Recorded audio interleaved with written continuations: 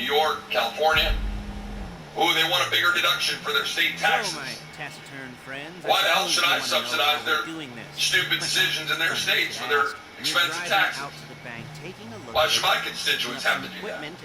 I'm telling you guys, across the board, there's some big no's already because of the SALT tax deduction. They want to raise it from $10,000 to $40,000 for blue states. But what I love is what you're about to hear next, because there is some huge hits coming to the sanctuary cities with the new Supreme Court ruling. Trump is going to be stripping sanctuary, all their funding, if they continue to be sanctuary cities and states. Let me know what you support in the comments. Davis, Mike, you have followed this now for years and gave us a heads up about this. Put it in perspective of exactly what happened today and how important is this for President Trump's second term and for the nation overall. Yeah, these conservative justices make it weak and wobbly from time to time, but overall, this was a very good term. President Trump's biggest and most consequential accomplishment of his first term was the transformation of the Supreme Court to the first constitutionalist majority in 90 years, and we're seeing that today. We saw that early in the term when the Supreme Court ruled 6-3 that states can regulate trans surgeries on minors. We saw it today when the Supreme Court held 6-3 that these nationwide injunctions by these activist judges are not lawful. They likely violate Article 3 of the Constitution. We see the state of 6-3 ruling that parents can opt out for their kids when their kids are being indoctrinated with LGBT and anti-religious nonsense in these schools where they're brainwashing these kids. We saw it with another 6-3 ruling where the Supreme Court held that states can have age verification to make sure that people who are going on to these porn sites are actually 18 years old.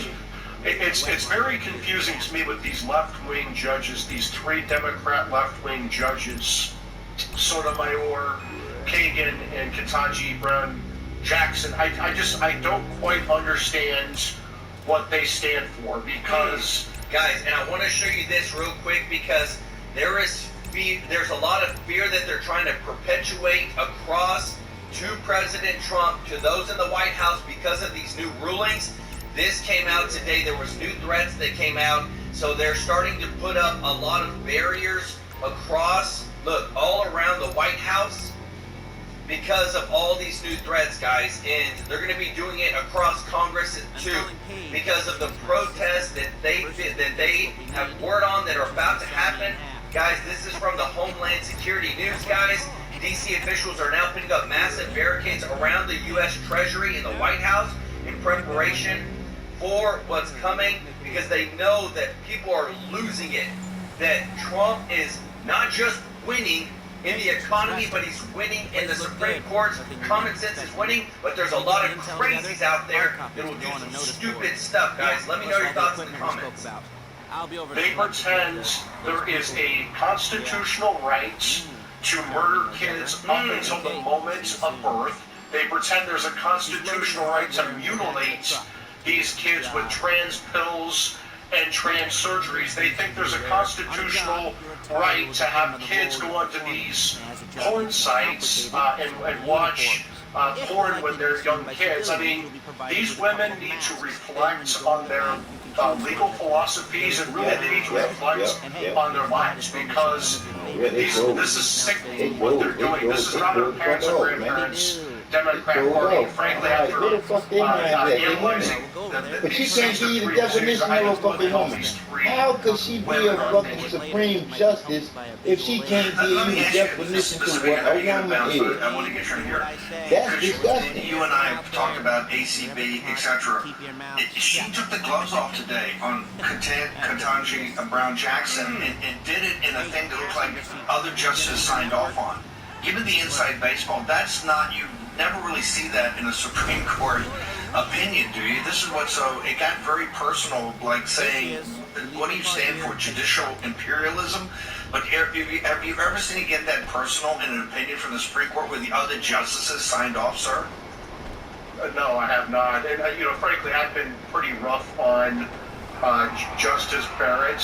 Maybe feeling the heat has helped her see the light, I'm not sure. But I would say this, I never thought she was a liberal. I never thought that she was Justice O'Connor. I always knew that she was conservative. Sometimes you need people like Justice Ketanji Brown Jackson to go in there and figure out, help maybe Cody Barrett figure out whose side she's on. Is she on the side of these three leftists who want to murder and mutilate kids, or is she on the side of Team America? I think she's Gold, baby. No, Mike, I think that highlighting this as we've done over the last year or so, I think clearly that, get somebody's attention, particularly the other justice signing off on this. Article 3, you've just done such a magnificent job, and I think today we've got Terry Schilling's in studio. Julie Kelly's going to join us, and we're going to go through all of it, but I wanted to get Mike, and Mike's actually out on the road today, but Mike, I had to get you here to take a bow and have everybody go to Article 3. If it had not been for you and your leadership, I don't think we'd be here today, brother, and it's really, I just wanted to get you on to say thank you from the audience, thank you for the fight, and thank you. we got to drive it next session, but pretty damn good results today, sir. Guys, thank you. I mean, so big, guys. Attorney General Pam Bondi has just fired multiple prosecutors that were involved in the January 6 cases per the AP.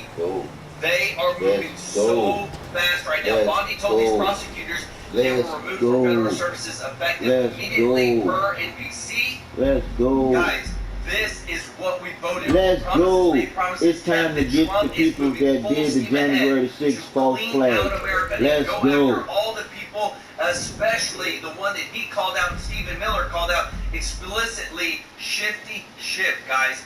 This is massive, guys. We're going to bring you the breaking news as it's happening. It's just like, whoa. Martha's Vineyard for Alex DeGrasse's wedding.